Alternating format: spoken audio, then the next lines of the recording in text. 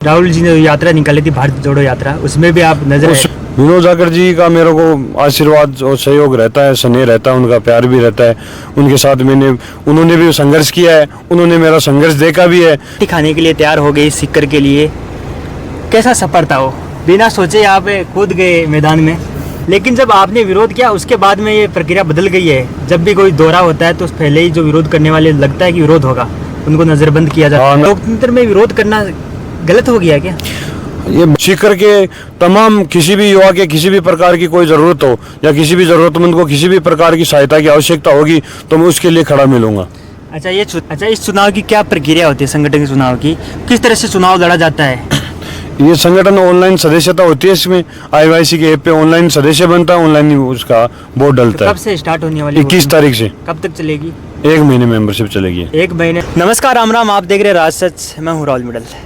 मेरे साथ वो शख्स मौजूद है जो लगातार 15 साल से मेहनत कर रहा है, ज़मीन पर संघर्ष कर रहा है। छात्रों की हितों की बात होती है तो लगातार है वो नारे लगाता है कि छात्रों को न्याय दो, छात्रों के साथ में गलत नहीं होना चाहिए। जब सीकर को संभाग बनाया जाता है तब खुशी होती है सीकर में, लेकिन जब भाजपा सरकार आती है तो उसको हटाया जाता है। उसके बाद में नेता को है, युवा को है, दिल में दर्द होता है कि कहीं ना कहीं ये गलत हो रहा है। उसके बाद में जब भजनलाल शर्मा का दौरा होता है सीकर का, तो इन्होंने है बिना सोचे समझे क्या होगा, मतलब डबल इंजन की सरकार है, डर भी लगता है लाठियों का, लेकिन लाठी खाने के लिए तैयार हो गई सीकर के लिए। कैसा सफ़र था वो? बिना सोचे आप कूद गए मैदान में। जिस प्रकार से सीकर को संभाग मिला था तो सीकर में खुशी थी, सीकर में विकास को भी 4 चांद लगे थे, लेकिन भाजपा सरकार को ये चीज़ सहन नहीं हुई कि तो सरकार आते ही उन्होंने सीकर को संभाग छीनने का काम किया। तो भजनलाल जी सीकर बार बार दौरे करते थे तो हमें भी कहीं ना कहीं लगता था कि हम अपनी जायज़ मांग है वो लोकतांत्रिक तरीके से उठाए। तो मैंने अपनी जायज़ मांग थी, सीकर वासियों की सबकी मांग थी। आपने देखा होगा कि उस टाइम तो वकील भी धरने पे बैठे थे, लगातार 1-2-3 महीने वो धरने पे भी रहे। सब लोग उस संभाग के लिए कयास लगा रहे थे कि कैसे संभाग अपना वापस आए।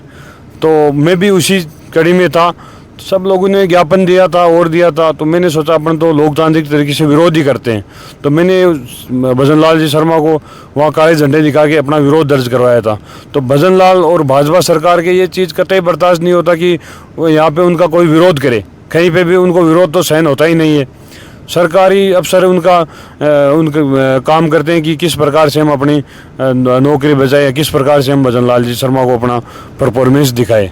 तो इसीलिए वो लोग जैसे ही मैंने काले झंडे दिखाए तो वो लोग लामबंद हो गए, जैसे एक उग्रवादी आतंकवादी हो मैं, उस प्रकार से सीकर की तमाम पूरा प्रशासन, जिले का प्रशासन इस प्रकार से पीछे हो गया। मेरे जो चाहने वाले थे, दोस्तों के पीछे, घर वालों के पीछे, एक के पीछे प्रशासन इस प्रकार से लामबंद हो गया जैसे कोई आतंकवादी हो। ये प्रशासन इतना ज़्यादा संवेदनशीलता दिखाता। तो सीकर में आए दिन घटना होती है, हम जाते हैं देखते हैं किस प्रकार से प्रशासन का रवैया रहता है, लेकिन प्रशासन को तो क्या सरकार की तरफ अपना दिखाना था ना। अच्छा, इतनी एनर्जी कहाँ से आती है कि सीएम का विरोध करना, वो भी लोकतांत्रिक रूप में सबको अधिकार है। जब किसी के साथ गलत होता है तो अपना अधिकार मांगने के लिए विरोध किया जाता है जी। लेकिन जब आपने विरोध किया उसके बाद में ये प्रक्रिया बदल गई है। जब भी कोई दौरा होता है तो पहले ही जो विरोध करने वाले लगता है कि विरोध होगा, उनको नजरबंद किया जाता है। नजरबंद करते हैं। उसके बाद में ये परंपरा बदल गई है, लेकिन अब लोकतंत्र में विरोध करना गलत हो गया क्या? ये भाजपा तो लोकतंत्र में विरोध करना एकदम एक गुनाह सा करने लगे कि ये आतंकवादी घोषित कर दिया। तब भी विरोध होता था। विरोध तो पहले भी कई सरकारें थी, तब सब टाइम ही होता था विरोध, तो पुराने समय से होता आ रहा है, लेकिन अब भाजपा की सरकार को ये सहन नहीं होता विरोध करना। अच्छा, 3 टर्म आपका तीसरा कार्यकाल है अनुसूची के रूप में, जिला अध्यक्ष के रूप में। अब आपको एक नई जिम्मेदारी लेने जा रहे हो, उसके लिए आप संघर्ष कर रहे हो, लगातार है आप रैलियां कर रहे हो, लोगों से जुड़ रहे हो। इस जिम्मेदारी को लेने के बाद में आपको क्या बदलाव चाहते हो सीकर में या क्षेत्र में, कि ये बदलाव ज़रूरी है सीकर के लिए? क्या वो चीज़ होनी ज़रूरी है युवाओं के लिए? युवाओं के हक और अधिकारों को कहीं ना कहीं मारा जा रहा है, आप देख रहे हो। तो हम उन युवाओं की हक और अधिकारों की लड़ाई को पूरी मजबूती के साथ लड़ेंगे। एज ए कार्यकर्ता के रूप में मैं उनको आवाज़ उठाऊंगा, उनके भाई के रूप में होने के रूप में उनकी आवाज़ उठाऊंगा। सीकर के तमाम किसी भी युवा के किसी भी प्रकार की कोई ज़रूरत हो या किसी भी ज़रूरतमंद को किसी भी प्रकार की सहायता की आवश्यकता होगी तो मैं उसके लिए खड़ा मिलूँगा। अच्छा, ये चुनाव है, संगठन में चुनाव है। जब संगठन में चुनाव लड़ना होता है तो दुविधा होती है, एक धर्म संकट होता है। अपने ही संगठन में चुनाव लड़ना कैसा लगता है? ये संगठनात्मक चुनाव है, सब कांग्रेस पार्टी के उम्मीदवार हैं, लेकिन मैं तो ये बोलता हूँ कि जो है मैंने अपना काम किया एकदम ईमानदारी से, सीकर में रह के युवाओं के बीच रह के, और पूरी ईमानदारी के साथ मैंने पूरा काम किया है। और आप देख सकते हो कि जो जो कैंडिडेट उनमें से सबसे बेहतरीन काम किसने किया है, और युवा भी सब समझदार है, सब देखते हैं कि सीकर में कौन रहता है, कौन काम करता है, कौन उनके फ़ोन उठाता है, कौन उनसे मिलता है, कौन उनके सुख दुख में काम आता है। तो उस प्रकार से देख के युवा चयन करेंगे। अच्छा, लगातार अभी जो राष्ट्रीय अध्यक्ष बने आपके विनोद जाखड़ NSU के, आप लगातार दिल्ली भी गए हैं, वार्ता हो रही, तो क्या बातचीत हुई इसको लेकर के आपकी? नहीं, विनोद जी के साथ मैंने काम किया है, जिलाध्यक्ष के रूप में मैं रहा हूँ। नजर आए हैं, जैसे वो राहुल जी ने यात्रा निकाली थी, भारत जोड़ो यात्रा, उसमें भी आप नजर आए। उसमें भी मैंने भारत जोड़ो यात्रा में मैंने पूरी टीम के साथ 100 लड़के यहाँ से लेके पूरी यात्रा में, जहाँ तक राजस्थान में जब तक यात्रा चली थी, पूरी यात्रा में 100 लड़कों के साथ मैंने पूरी यात्रा को किया था। अच्छा, विनोद जाखड़ जी का आशीर्वाद है कहीं ना कहीं आप पे? बिल्कुल है। पर्सनल आप चर्चित है, विनोद जाखड़ जी का मेरे बार को जिक्र करते हैं। वो सांगले दुनिया आप गए तो साथ में आप मौजूद थे उस टाइम। विनोद जाखड़ जी का मेरे को आशीर्वाद और सहयोग रहता है, स्नेह रहता है, उनका प्यार भी रहता है।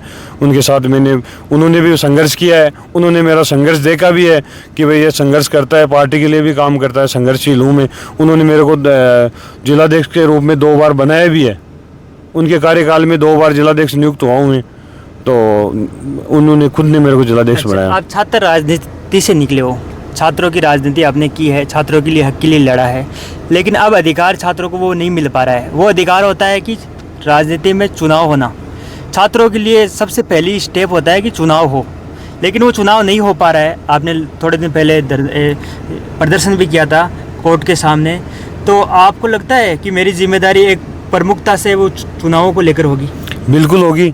छात्रों को अगर अपने कॉलेज यूनिवर्सिटी में देखते हैं, आज कोई छात्र छात्राओं की समस्या होती है तो उनको वहाँ अगर छात्र संघ का पैनल हो और हो तो वो उनको आसानी से उनको मदद मिलने में बड़ा अच्छा काम होता है। लेकिन वहाँ का प्रशासन नहीं चाहता कि वहाँ छात्र संघ चुनाव हो, तो हम उसको चीज़ को पुरजोर तरीके से उठाएंगे भी और आगे भी उठाएंगे कि किस प्रकार से छात्र संघ चुनाव हो, हम सब मिल के उस चीज़ को उठाएंगे। अच्छा, अब एक चर्चा होती है कि डोटासरा का गढ़ है जी, तो उस गढ़ में आप चुनाव लड़ रहे हो, दावेदार सामने भी है, दावेदारी लगातार ठोक रहे हैं, लगातार चर्चाएं हो रही है। ये चुनाव है, किस तरह से चुनाव होगा, उस गढ़ में डोटासरा का क्या आशीर्वाद है आपको मिला है?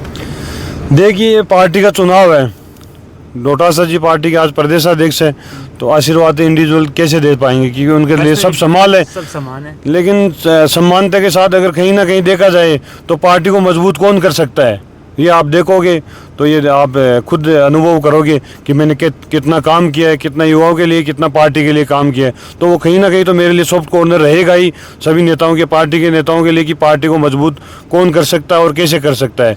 और मैंने किया भी है, और जो कैंडिडेट चुनाव लड़े उन्होंने पहले भी लड़ा है, उनका भी काम सब लोगों ने भली भांति देखा है कि उन लोगों ने क्या काम किया है और मैंने क्या काम किया है। अच्छा, इस चुनाव की क्या प्रक्रिया होती है, संगठन के चुनाव की, किस तरह से चुनाव लड़ा जाता है? ये संगठन ऑनलाइन सदस्यता होती है, इसमें IYC के ऐप पे ऑनलाइन सदस्य बनता है, ऑनलाइन ही उसका वोट डलता है। कब से स्टार्ट होने वाली? 21 तारीख से। कब तक चलेगी? 1 महीने मेंबरशिप चलेगी। 1 महीने, तो जनता के बीच में जा करके वो करना पड़ता है काम? हाँ, इसका भी कोई वो होता है कि आप किसी स्कूल में होता है ऐसा थोड़ी? नहीं, सदस्य बनाना पड़ता है अपन को इंडिविजुअली। 18 से 35 के बीच वोटर ID से सदस्य बनेगा और सदस्य बनने के बाद ही वोट डलेगा। आपकी जो सदस्यता है कितनी मजबूत लग रही है, क्या तैयारियां हो चुकी है आपकी तैयारियां? मेरे बीच में जाने जनता के बीच में जाने का तो कोई है नहीं इसमें, क्या है कि इसमें युवाओं का चुनाव है। युवा की ब्लॉक स्तर पे मेरी तो टीमें बनी हुई है, पहले से मेरे पास टीमें थी, और मैंने तो ब्लॉक स्तर पे प्रत्येक कॉलेजों में काम किया है, तो उन्हीं को साथ लेके भाई के रूप में काम कर रहा हूँ। तो ये थे हमारे साथ में ओम प्रकाश नागा जी, जो यूथ कांग्रेस की है, मजबूती से दावेदारी ठोक रहे हैं कि चुनाव जीतने के बाद में इन्होंने बताया कि मैं क्या बदलाव चाहता हूँ सीकर में, और सीकर की जनता मेरे से क्या वो चाहती है, सीकर के लिए बदलाव करूं, और युवाओं को मैं क्या दे सकता हूँ, ये पूरी बातचीत है। कैसी लगी आपको? अगर वीडियो अच्छा लगा तो शेयर ज़रूर करना। जय हिंद, जय भारत।